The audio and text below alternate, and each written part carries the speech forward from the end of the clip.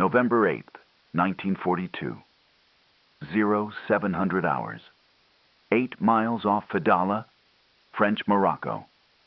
Lieutenant Commander Robert Hayes stood on the bridge of the destroyer USS Ludlow, watching geysers of water erupt 200 yards to starboard as French coastal batteries found their range. He held a crumpled intelligence brief in his hand, the one that had assured him the French would offer no more than token resistance. The third salvo walked closer, 100 yards now, close enough to feel the concussion through the deck plating. Token, Hayes muttered, watching a shell fragment tear through the forward radar antenna. They said token.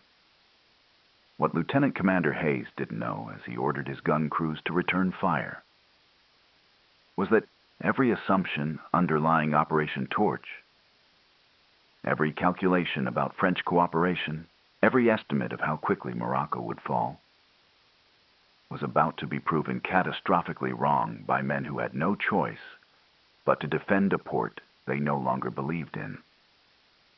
The mathematics were staggering. Allied planners had estimated French forces would cease resistance within 12 to 24 hours of the initial landings. The French Navy at Casablanca, they calculated, would sortie once, make a show of force, and retire to port with minimal casualties on both sides. The actual fighting would last 8 days. The French Navy would conduct not one but 3 major sorties, engage in running gun battles with American cruisers and battleships, and force the commitment of carrier air power that had been reserved for other targets. Where planners had allocated ammunition for 6 hours of naval bombardment, American ships would expend 3 times that amount. Where they had expected perhaps 50 French naval casualties, there would be over 400. The ratio of expected resistance to actual resistance, measured in shells fired, ships damaged, lives lost, and time consumed, was not 2 to 1 or even 3 to 1. It was 7 to 1. The scale was unprecedented for an operation targeting supposed neutrals. The Western Task Force alone consisted of 102 ships carrying 35,000 men directly from the United States, the longest amphibious operation ever attempted at that point in history. 3 separate invasion forces would strike simultaneously at Casablanca, Oran, and Algiers along nearly 600 miles of North African coastline. The assumption that these forces would face minimal opposition meant relatively light preliminary bombardment, reduced ammunition allocation, and accelerated timelines for consolidation. Every one of these assumptions would prove costly. At Allied headquarters in Gibraltar, the man who bore ultimate responsibility for these assumptions was reviewing dawn reports with growing unease. Lieutenant General Dwight Eisenhower had spent 2 weeks negotiating with French officers, sending Major General Mark Clark aboard a submarine to secret meetings, promising French General Henri Giraud command positions, offering Admiral François Darlan political authority over French North Africa. Every intelligence assessment, every diplomatic contact, every signal intercept had suggested the French would fight only for honor's sake, long enough to say they had resisted, then surrender with relief at being liberated from Vichy control. The first radio reports from Casablanca suggested otherwise. At 0720 hours, Admiral Henry Hewitt, commanding the Naval Task Force, had authorized return fire on French coastal batteries after being ordered explicitly by Eisenhower to avoid firing first. By 0800 hours, French fighters were engaging American bombers over Casablanca harbor. At 0900 hours, French destroyers had sortied not to surrender, but to attack, forcing American cruisers to engage in running gun battles. Each report represented not a calculation gone slightly wrong, but a fundamental misunderstanding of what French forces would do when American ships appeared on their horizon. The world Eisenhower and his planners understood was one where military forces followed political logic. The Vichy government had aligned with Germany out of necessity after France's defeat in June 1940. But North African French forces, the reasoning went, recognized that Nazi Germany would lose the war eventually. They were secretly sympathetic to the Allies. They had been bombed and blockaded by Britain, yes, but those were regrettable necessities of war.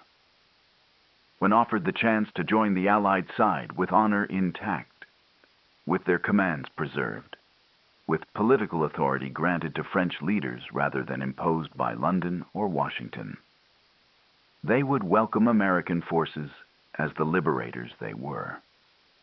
This understanding seemed reasonable because it was based on extensive diplomatic contact.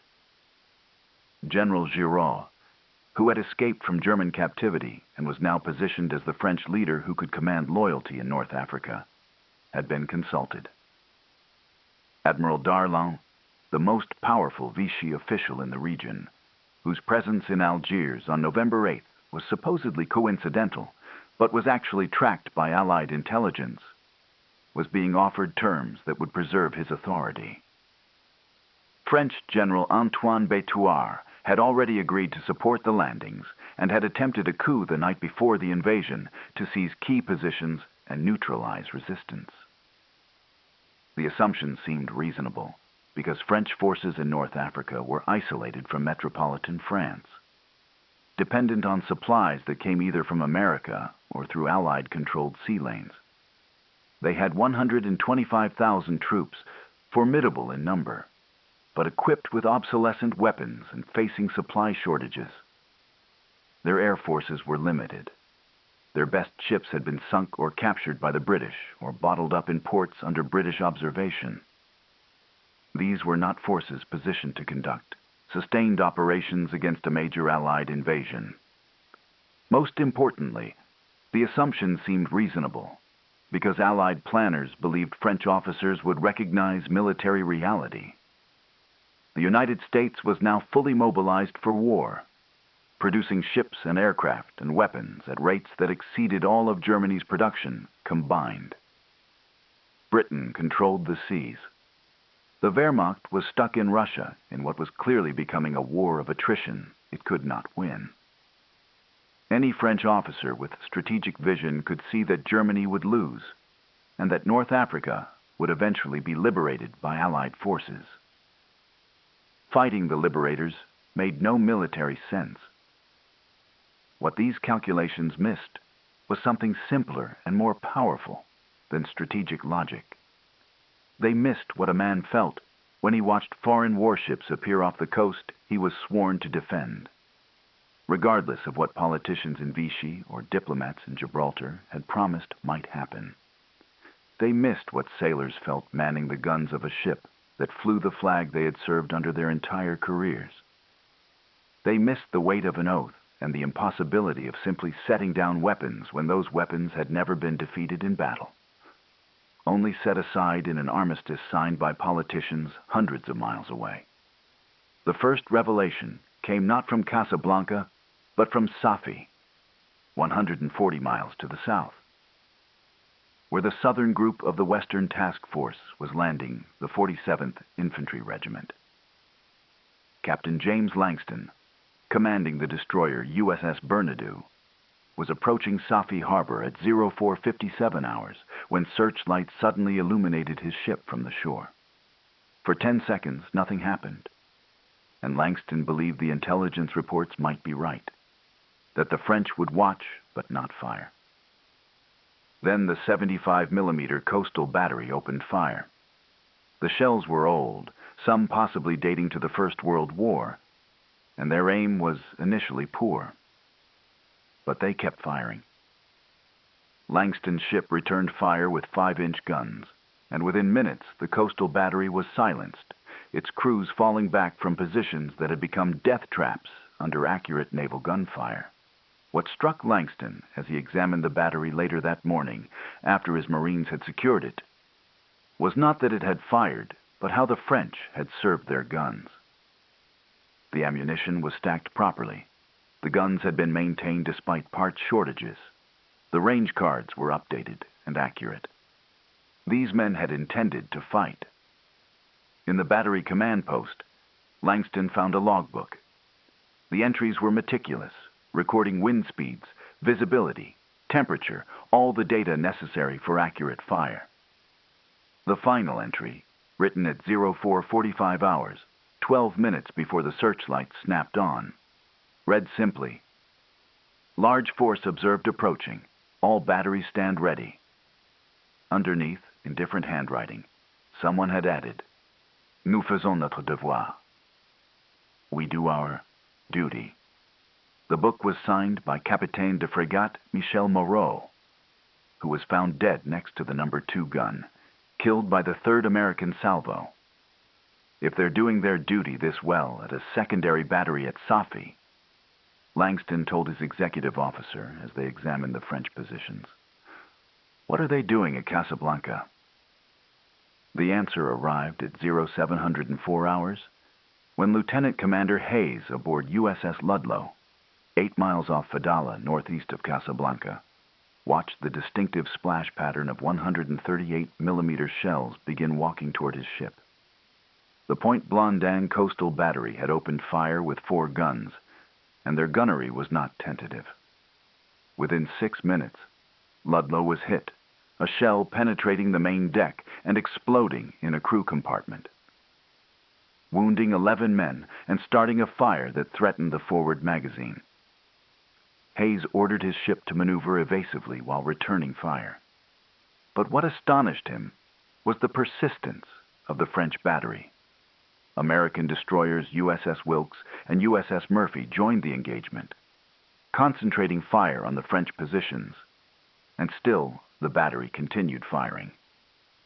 It took the heavy guns of cruiser USS Augusta to finally silence the Point Blondin battery at 0732 hours, 28 minutes after the engagement began, by which time the battery had fired over 140 rounds and scored 3 hits on American ships. When the battery was examined later, investigators found that it had been struck by over 60 American shells. Every gun had been disabled, 2 by direct hits, 2 by the concussion of near misses that had torn their foundations loose. 15 men were dead, 27 wounded.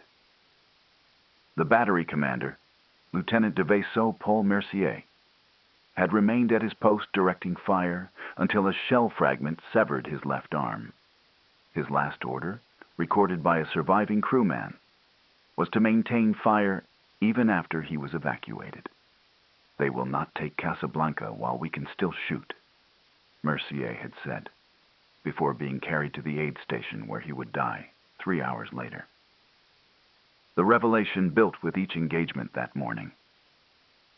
At 0804 hours, the first wave of American bombers reached Casablanca Harbor, escorted by F-4F Wildcat fighters from the carrier USS Ranger.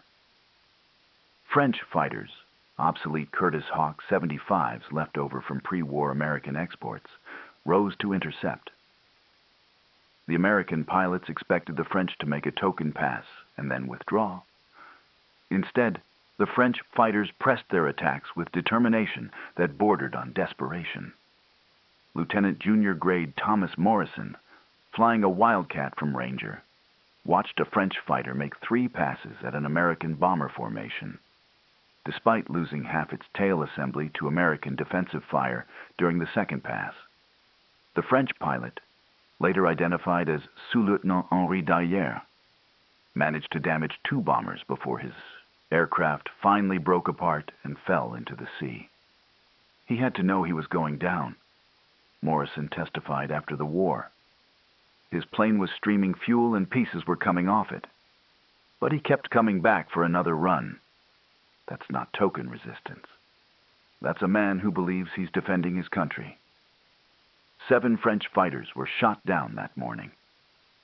2 American fighters were lost, and 3 bombers were so heavily damaged they crashed on landing back at their carriers. The French had been outnumbered nearly 4-1, and were flying aircraft that were outperformed by American fighters in every category: speed, rate of climb, firepower, durability. But they had not withdrawn. They had fought until their ammunition was exhausted or their aircraft were destroyed. The pattern emerged fully at 0900 hours, when the American ships off Fadala observed 7 French naval vessels, the 2nd Light Squadron, sortying from Casablanca harbor. Through binoculars, American observers could see the ships making smoke, a standard screening tactic, as they formed a column and accelerated toward the American transports. Aboard the destroyer USS Wilkes, Lieutenant Edward Barnes watched the French column approach and felt a cold certainty settle over him. "They're not coming out to surrender," he told his captain. "They're attacking." The French column was led by the destroyer Milan, flagship of Contre-Amiral Raymond de Lafont, who commanded the 2nd Light Squadron. With him were destroyers Brestois, Albatros, and Fougueux, light cruiser Primogay, and auxiliary ships La Grandière and Oued Zem. Against them were American heavy cruisers, USS Augusta and USS Brooklyn, each carrying 9 8-inch guns with a range of 30,000 yards and a rate of fire that gave them crushing superiority over any French ship. Behind the American cruisers was the battleship USS Massachusetts, with 9 16-inch guns that could sink any French vessel with a single salvo. The mathematics of the engagement were so one-sided that American commanders initially hesitated to fire, believing the French were approaching to signal their intention to surrender. At 0920 hours, Milan opened fire on American destroyers USS Ludlow, USS Swanson, and USS Wilkes. The American destroyers immediately reversed course, heading north at maximum speed while returning fire. At 0930 hours, Milan's guns shifted fire to the Higgins boats, the small landing craft that were ferrying American troops from transports to the beach. One landing craft was hit directly and sank immediately, killing 31 soldiers of the 3rd Infantry Division. Another was damaged and began taking on water, forcing the coxswain to beach it short of the landing zone. We couldn't believe what we were seeing. Corporal James Holbrook, 3rd Infantry Division, testified years later. "We'd been told the French would probably wave us in, maybe fire a few shots for show. Instead, there's this destroyer coming at us at full speed, its guns flashing, and suddenly the boat next to us just explodes. Just gone. 30 guys I'd trained with for months, just gone. That's when I understood this wasn't going to be what they told us." The French attack represented something unprecedented in amphibious warfare. Enemy naval forces deliberately targeting assault boats filled with troops during an active landing. In all the planning for Operation Torch, this contingency had been considered so unlikely it was barely discussed.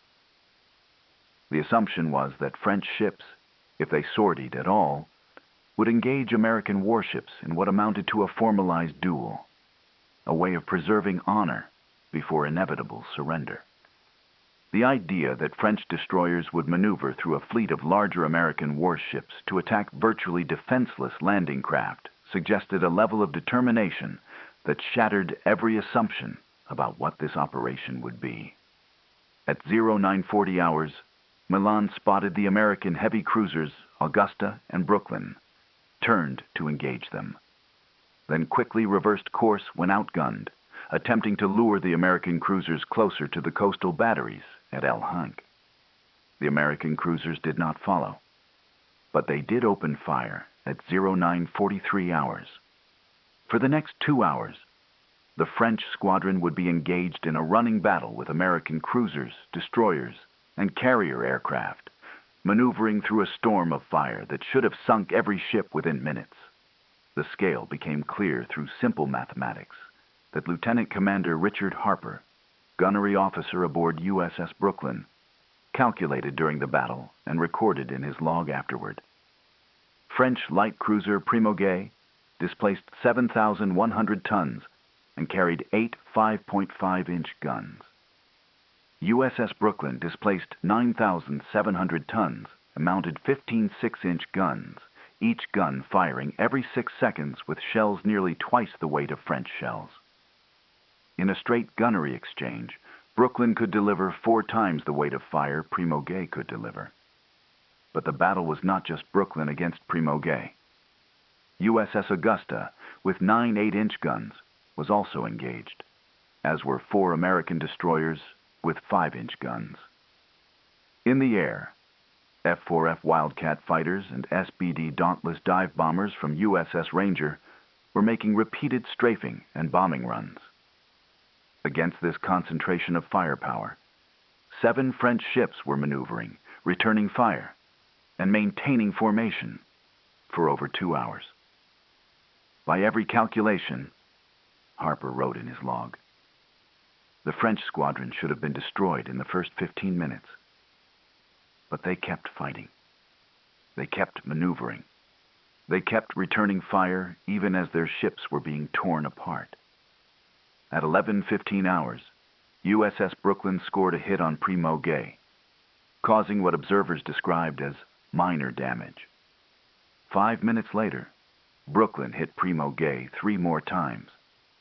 The finals shells penetrated the French cruiser's hull but failed to detonate.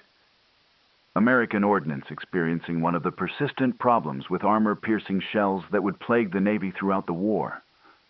Had those shells detonated, Primo Gay would likely have broken apart and sunk within minutes. Instead, she remained in action. At 11:45 hours, the tug La Vendue approached the heavily damaged destroyer Milan to evacuate wounded, including Contre-Amiral Lafond, who transferred his command to the sloop Commandant Delage and continued to direct French naval operations, even as his flagship was run aground to prevent sinking. The admiral was bleeding from shrapnel wounds, recalled Enseigne de Vaisseau First Class Marcel Durand, who served aboard Commandant Delage. His uniform was torn and burned, but he kept giving orders, kept coordinating the squadron, kept telling us where to maneuver and when to fire. We all knew we were going to die.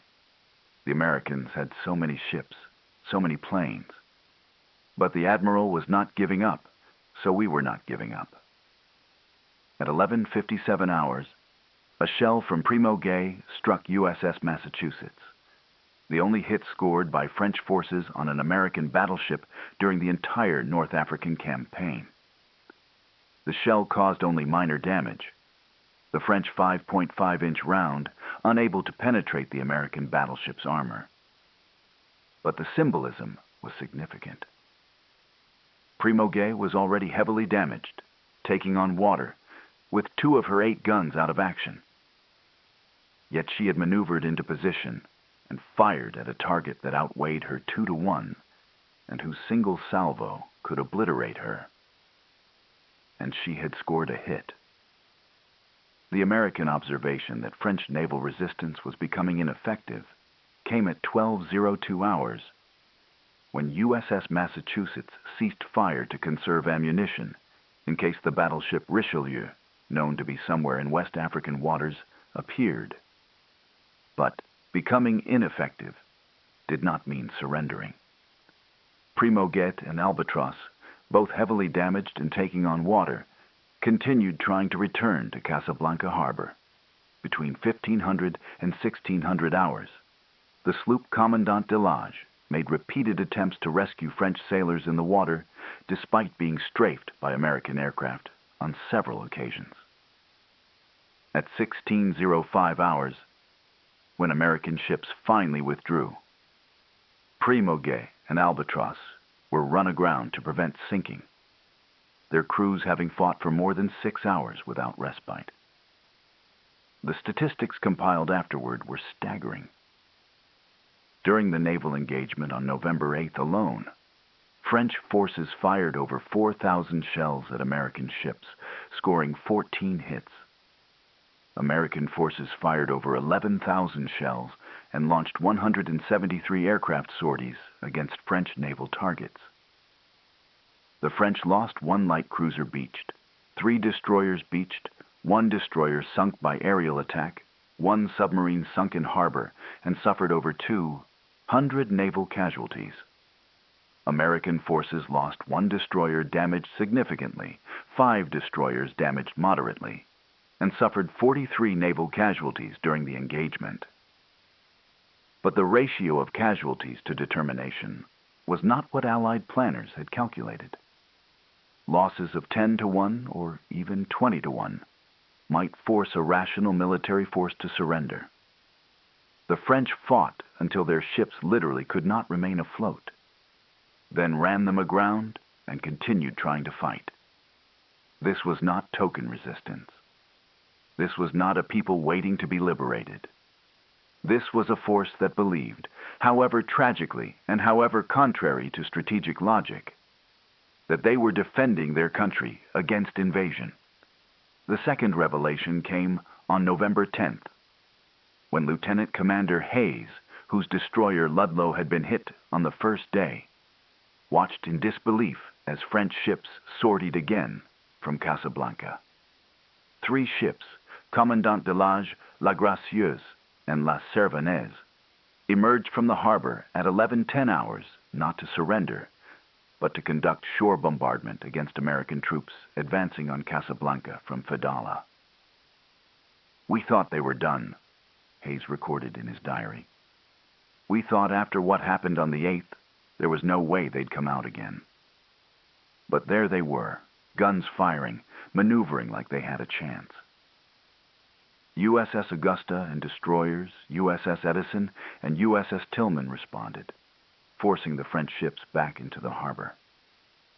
But as American ships pursued, the incomplete battleship Jean Bart, which Allied intelligence had assessed as permanently disabled after being hit by bombs on November 8th, opened fire with her 1 operational turret mounting 4 380mm guns. The shells, each weighing 1,875 pounds, created waterspouts 200 feet high when they missed Augusta by less than 300 yards, forcing the American cruiser and her escorts to withdraw out of range.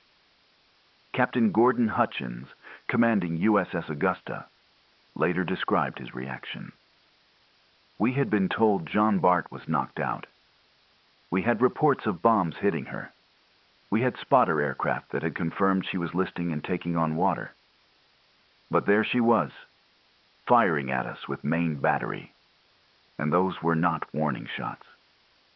Those were proper salvos aimed to kill."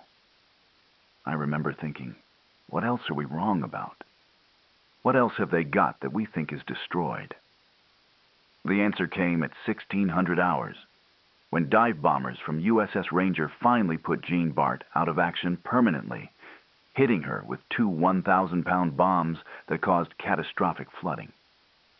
The French battleship settled into the shallow water of Casablanca harbor with her main deck awash. Her crew, rather than abandoning ship, remained aboard to continue fighting harbor fires and attempting to save equipment until ordered to evacuate late on November 10th. Even then, some crew members refused to leave, staying aboard the sunken ship to prevent American salvage efforts. The third revelation came from Port Lyautey, where Major General Lucien Truscott's forces had landed and were advancing on the heavily fortified Casbah. American planners had estimated the fort would fall within 24 hours of the initial landing. On November 9th, 72 hours after the landing, American troops were still fighting for the Casbah's outer defenses.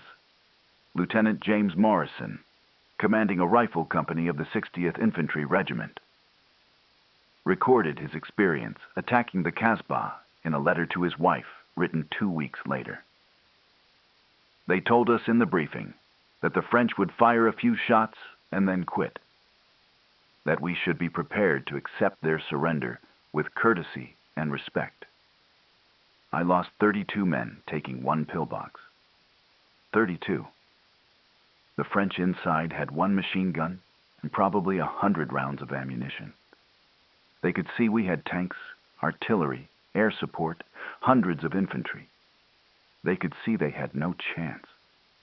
But they didn't surrender. They fought until their ammunition was gone, and then they fought with hand grenades. and then they fought hand to hand. When we finally got inside, there were 4 of them still alive out of a garrison of 12, and they were still trying to fight. That's not people waiting to be liberated. The French commander at Port Lyautey, Colonel Charles Petit, had no authority to negotiate surrender, as Lieutenant Morrison's brigade had discovered when they approached under flag of truce on November 8th. Petit had expressed regret that fighting was necessary, but had stated clearly that he had orders to defend the port and would do so until ordered otherwise by his superiors. Those orders did not come until November 10th, after the Kasbah had fallen and further resistance was impossible. The pattern repeated across all 3 invasion sites. At Oran, where the Center Task Force under Major General Lloyd Fredendall had landed, French forces fought stubbornly for 2 days, despite overwhelming Allied superiority. The operation to seize Oran Harbor directly, conducted by 2 British destroyers, HMS Walney and HMS Heartland, attempting to land U.S. Rangers, ended in catastrophe when French coastal batteries sank both ships, killing over 300 Allied personnel. Of the 687 men who participated in the harbor assault, only 47 survived unwounded. Commander George Billot, a French naval officer who participated in the defense of Oran Harbor, described the engagement in testimony given after the war. "We knew the ships approaching were British, flying white ensigns. We knew they were probably carrying American troops. We had all heard the broadcasts saying we should welcome the Allies. But they were entering our harbor without permission. They were armed, and we had orders to defend. What would any Navy do? We fired. We kept firing until both ships were sinking and their guns were silent. Then we rescued survivors from the water. Some of them cursed us. Some of them looked at us like they couldn't understand why we had fought. But we had done our duty." The statistics from Oran mirrored those from Casablanca. What was planned as a 12-hour operation stretched to 2 days. Ammunition expenditure was triple the allocated amount. Casualties were 8 times higher than projected. French forces fought with the same determination at Oran that they had shown at Casablanca, surrendering only on November 9th after sustained naval bombardment by British battleships reduced their coastal defenses to rubble. Only at Algiers did the operation proceed roughly as planned, and that was due entirely to the uprising by French resistance fighters who seized coastal batteries before the landing. But even at Algiers, the French garrison had to be ordered to surrender by General Alphonse Juin. They did not surrender because they wanted to join the Allies. They surrendered because their commanding general, after being held prisoner by resistance fighters and then negotiating with Allied representatives, ordered them to surrender. When that order came at 1800 hours on November 8th, French units complied. But many French soldiers were openly angry at being ordered to lay down arms against an invader. The human dimension of the revelation emerged in the conversations after the fighting stopped. Captain William Chandler, assigned to prisoner of war processing at Casablanca, spent 3 days interviewing captured French naval personnel and recorded his observations in a report to his superiors. These men are not sympathetic to the Allied cause, regardless of what our intelligence suggested. They are angry. They feel betrayed. Many of them feel they were fighting against an invasion and did their duty. They do not understand why we attacked them. When told we are liberating them from Vichy control, they respond that they never asked to be liberated. Several told me directly that they wished they had sunk more of our ships. Chandler's report included interviews with 27 French officers and enlisted men. 23 expressed no sympathy with Allied goals. 18 said they would fight again if ordered. 15 said they considered the Allied invasion a violation of French sovereignty, no different than the German occupation of northern France. Only 4 expressed any support for the Allied cause, and 2 of those qualified their support by saying they would only work with Free French forces under General Charles de Gaulle, not with Vichy officials like Admiral Darlan, who were being given authority by the Americans. The interviews revealed something Allied planners had fundamentally misunderstood. French forces in North Africa were not secretly pro-Allied. They were not just waiting for someone to give them permission to switch sides. They were professional military personnel who took their oaths seriously, who had orders to defend French territory, and who interpreted an Allied invasion as exactly that, an invasion.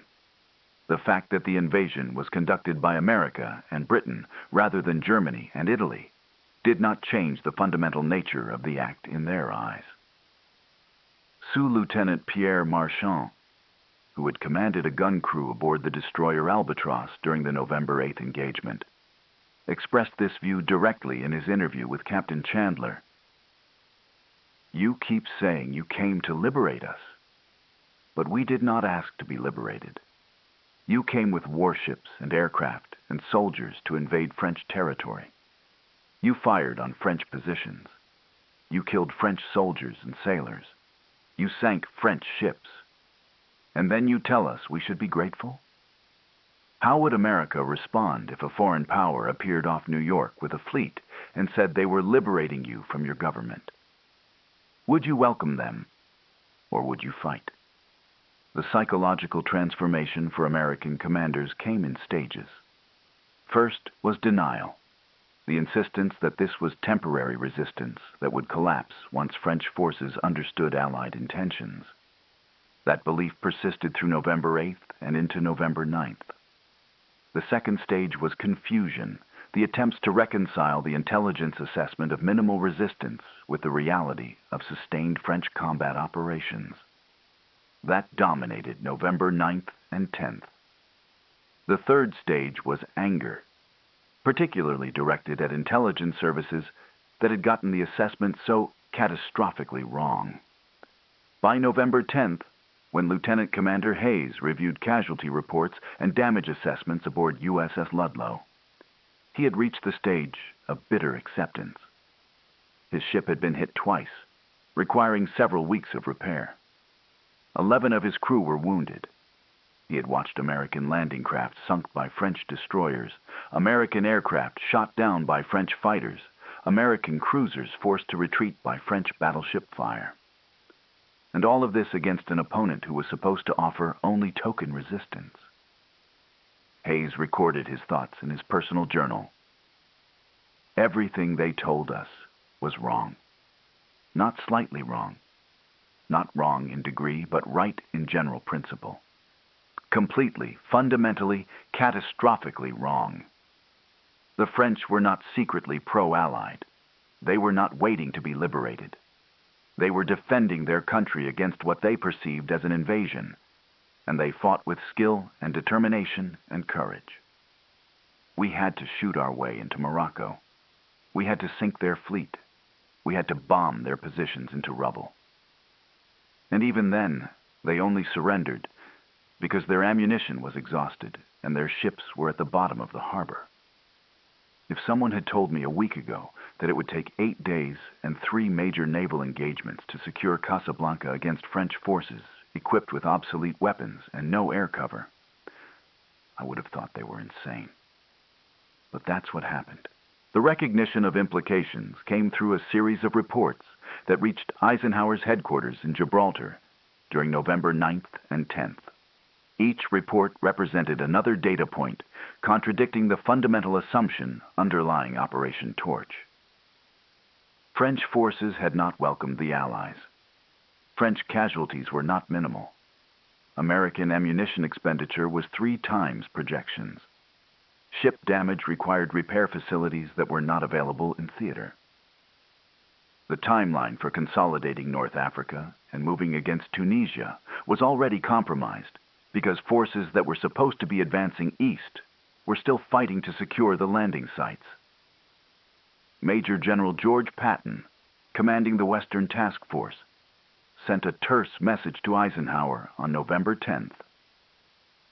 Opposition significantly heavier than intelligence indicated. French forces fought with determination and skill. Casablanca not secured.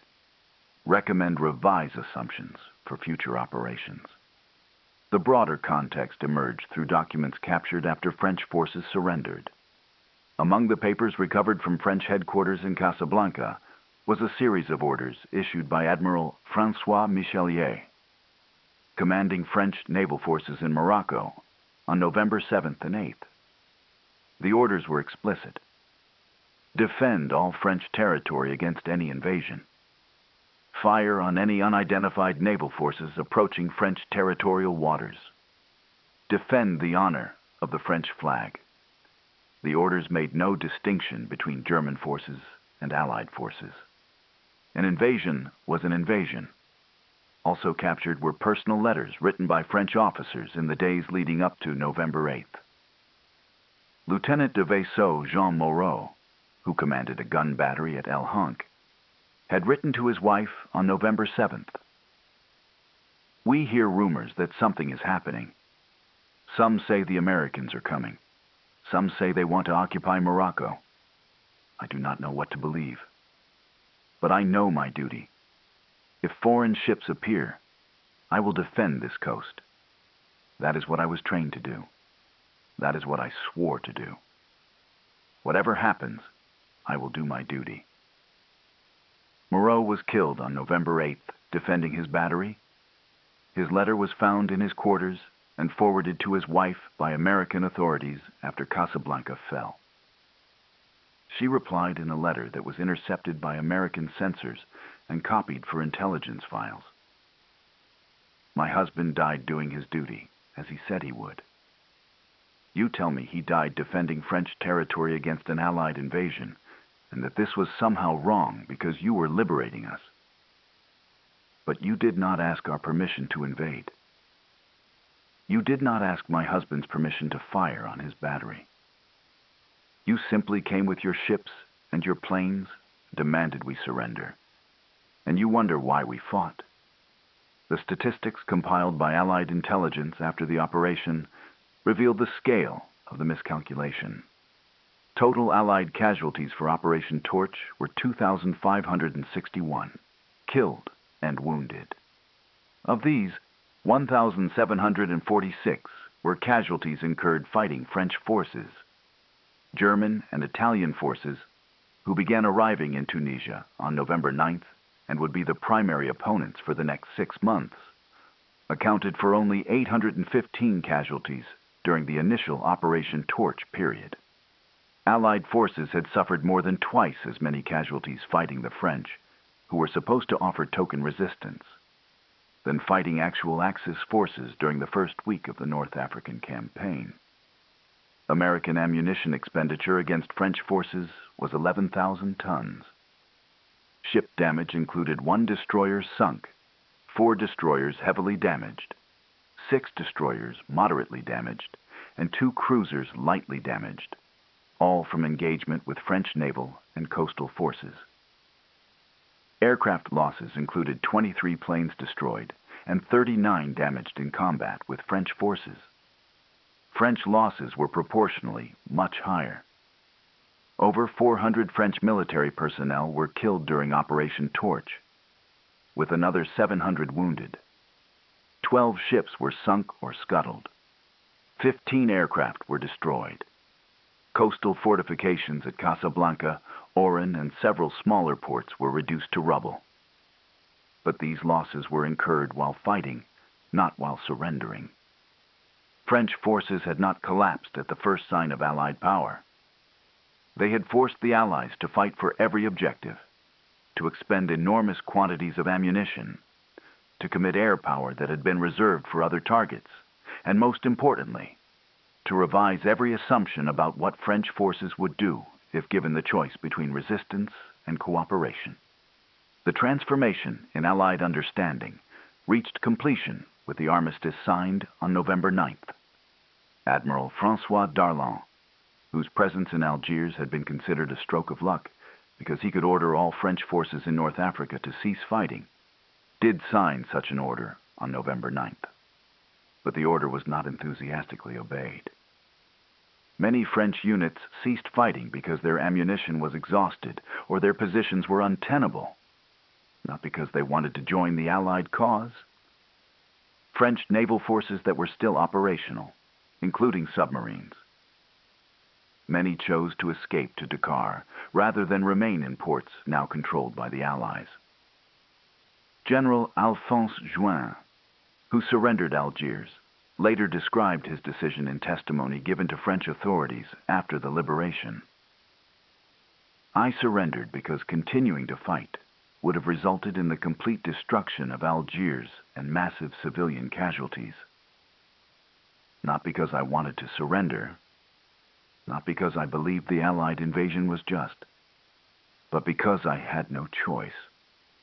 The military situation was impossible. But I want to be clear. I did not welcome the Allies. I surrendered to them. There is a difference." The political consequences of the French resistance became apparent immediately. The Vichy government, shocked by how quickly French commanders had agreed to cease fighting, dishonorably dismissed Admiral Darlan on November 10th. This forced Darlan, who had expected to maintain his position as the senior French official in North Africa while cooperating with the Allies, to fully commit to the Allied side because he had no alternative. The ease with which French commanders had been persuaded to surrender, not through sympathy but through military defeat, alarmed Adolf Hitler. Within days, German forces would occupy the remainder of France, ending the pretense that Vichy France was an independent state. The French fleet at Toulon would scuttle itself rather than let German forces seize the ships.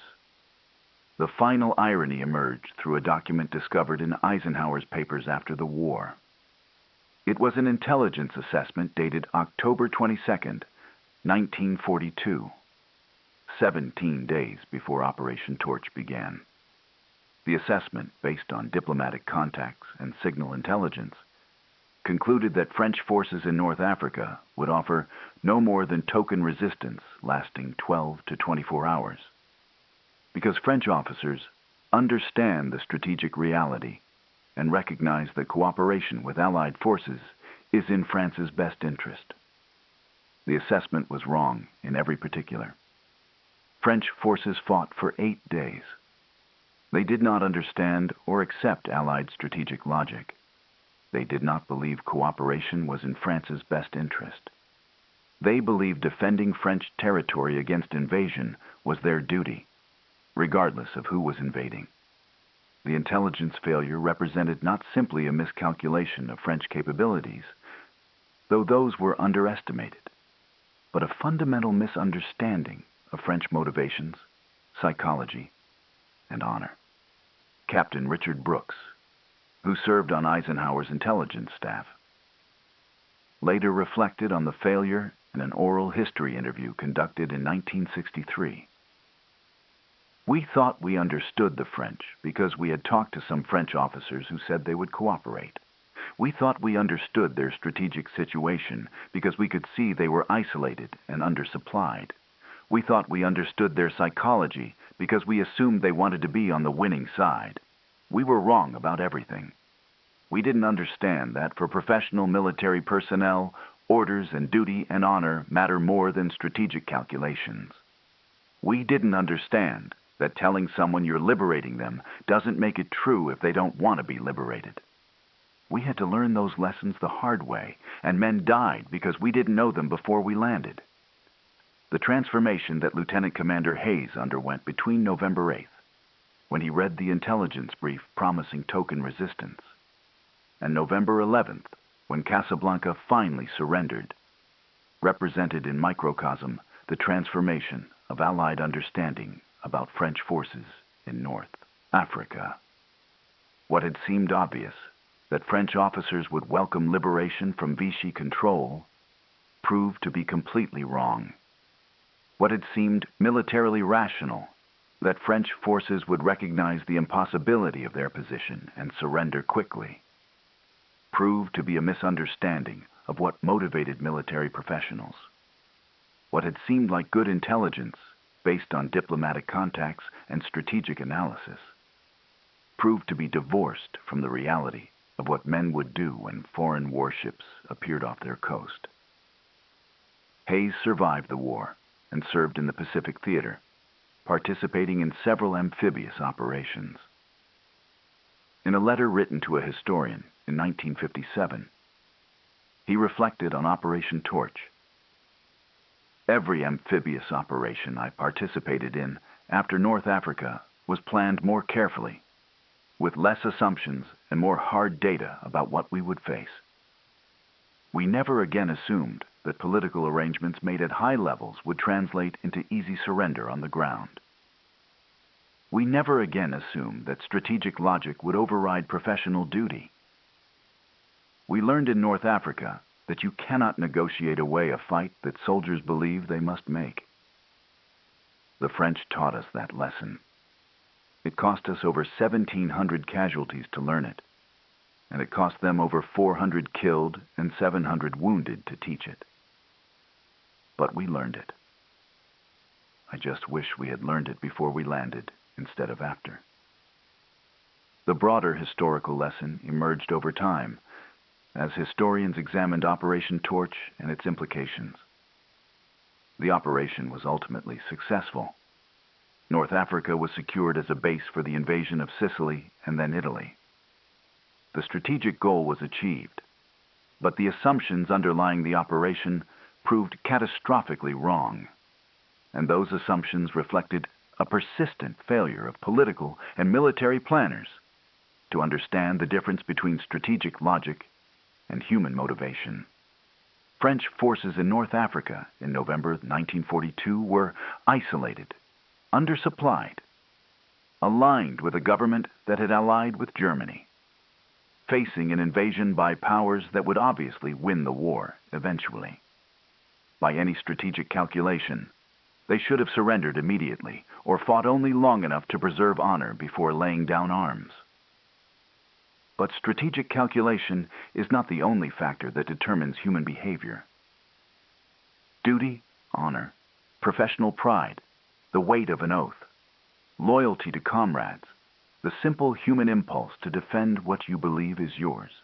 These things matter as much or more than strategic calculations about who will win a war years in the future.